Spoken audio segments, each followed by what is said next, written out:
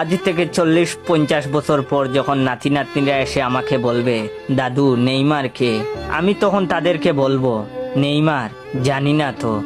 তখন তারা পিছন ফিরে চলে যেতে চাইলে আমি ওদের ডাক দিয়ে বলবো, শুন তাহলে, নেইমার সে তো এক মুকুটবিহীন রাজা ছিল, তার দাপটে কেঁপে উঠত সারা বিশ্ব, সে ছিল ব্রাজিলের গর্ব।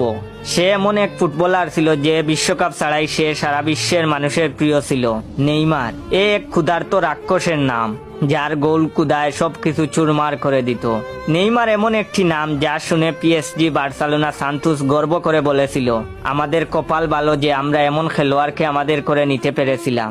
নেইমার সে ছিল কোটি কোটি ছেলেদের রাত জাগার কারণ, সে ছিল কোটি কোটি মেয়ের ফুটবল ভালোবাসার কারণ।